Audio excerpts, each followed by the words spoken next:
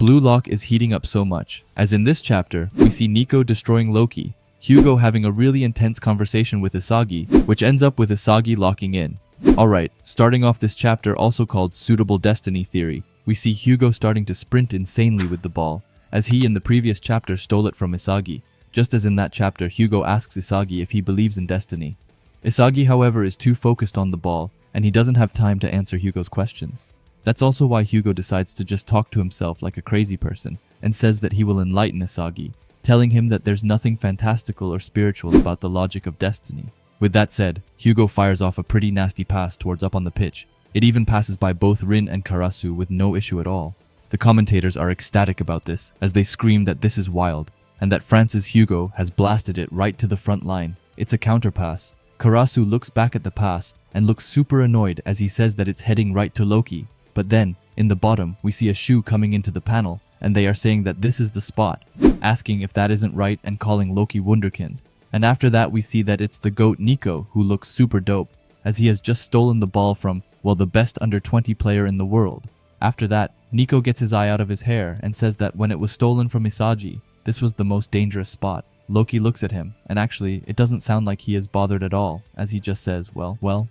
This is pretty funny though, as it feels like Loki isn't even taking this match seriously, and honestly, he shouldn't as they are currently in the lead. Anyway, Isagi, who saw this, gets hype right away as he screams towards Nico that it was a good job. We then also see Hugo, who says that it wasn't that bad, and praise from Hugo does seem very rare. After that, Nico thinks that he just has to clear the ball, which he does, and clearing the ball basically just means shooting it high up in the pitch.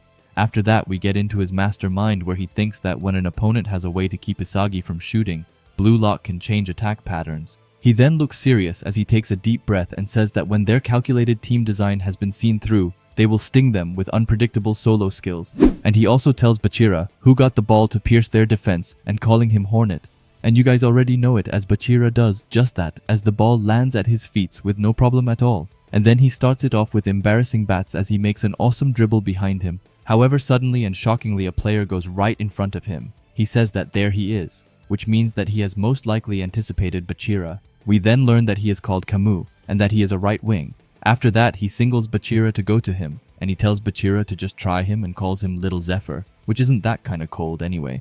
Bachira does seem a bit hesitant, but he also seems super excited as he says that it's time to sting. After that, he starts to go at Kamu right away, and it does look like he managed to get behind him without any trouble at all. But suddenly Kamu puts his hand on Bachira's chest, which makes him freeze. We see that Bachira is really shocked, and he lets out a quick sigh before thinking that Kamu matched his dribble tempo and altered his pace to follow, explaining that this is clearly a guy who studied his style so that he could cover him specifically.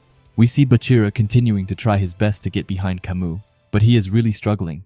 Kamu tells him that he is way too predictable and once again calls him Little Zephyr. Bachira just gets a little smirk on himself as he tells Kamu to just be silent already and calls him Windbag. After that, we see a furious player running behind him, and Bachira says that in that case, then Chigiri is up, as Bachira passes him the ball, which leaves Kamu a bit shocked. Chigiri then catches it without any trouble at all, and he says that he is on it. He looks super determined as he says that he will use his speed to break through, but while he is running out of nowhere, another player comes right by him, and it isn't even Loki, as it's someone totally new who asks Chigiri if he is sure. He tells Chigiri that it's not gonna happen, and that there is no way that he will let him through. Chigiri just looks at him totally mind-blown, and he questions to himself how this player can be so insanely fast. After that, we learn that he is called Leiden and is the left wing for France. Hey, it's Natsu mid-editing here, and I just wanted to pause the video to ask you to subscribe if you haven't already, and while you're already down there, why not leave a like as well? After that, we move to our poster boy, and the GOAT, Isagi, who currently looks pretty shocked, says that he's fast enough to cover Chigiri during a solo sprint, saying that the same thing happened to him and Bachira. He looks serious as he says that all the tricks up their sleeves have been logically predicted and dealt with by France, explaining that in every aspect, they have the upper hand. After that, mind you guys that this is still mid-game, and Hugo just casually goes and pats Isagi on his back. He tells Isagi destiny, and Isagi is super shocked to just see Hugo chilling and talking to him. Hugo, however, continues and says that destiny comes down to your suitability. He looks serious as he always does, and he says that physique, personality, and talent, these things determine your basic abilities the moment you're born into this world, saying that, in other words, from the moment they're born, people aren't equal, which yeah, sucks to hear, but it is kind of true, unfortunately. However, Hugo is far from his conclusion, so he continues and says that each being has a suitable way of life, explaining that horses can run fast, birds can fly, and creatures just need to live in accordance with nature. Only humans are unnatural. By the way, I just want to remind you guys that Chigiri is legit fighting for his life while this is going down. Anyway, Hugo explains that humans chase after unattainable dreams, create pointless conflict and despair, and inflate their egos far past reality. Someone without aptitude can never defeat someone who has it. He looks at Isagi intensely and says that it doesn't mean that you shouldn't dream, but it means not dream beyond yourself. He says that if you saw a lion trying to fly, anyone would think it was foolish, explaining that it's better to just live naturally, and if everyone were to live in accordance with their suitability, the whole world would be happier and more efficient. It just means to follow your destiny at the cellular level, telling Isagi that this is his philosophy. With that, he starts to look super manic and intense as he says that it's the suitable destiny theory. Isagi, however, is so fed up with Hugo's bullshit and all of that, and he looks back at Hugo super angry and tells him so what. He has his meta vision out and ready as he tells Hugo that he says that Isagi doesn't have the talent to be a strike, or that his specs make him more suitable to be a midfielder, telling him straight up that all of that is painfully obvious to him already. Hugo then looks at him and asks him, then why does he persist in living so unsuitably? With that, Chigiri also sends the ball towards Isagi, and Isagi gets the ball and passes it forward while telling Hugo that Blue Lock taught him that you can rewrite your destiny with your ego, which firstly just goes so insanely hard. But this pass as well, it just looks super cold with Isagi's puzzle pieces flying around everywhere. However, you might be wonder who the ball is going to. Well, we see a emo-looking player who tells Isagi to leave it to him, and it's of course Rin who gets the ball, and he looks super fired up as he says that he is going to obliterate them and their destiny. Loki then dashes in front of him and tells him that destiny isn't something so easily change, and he has a smile on himself. After that, we have come to the end, but firstly, let's go over the next chapter, which will be called Natural Born, which in my opinion just screams Loki, since Isagi told him that he was just naturally born fast. So I highly think that Loki will be a big player in the next chapter, and that it will revolve around him somehow, which we kind of already know since Rin is going up against him. But you get my point, I hope.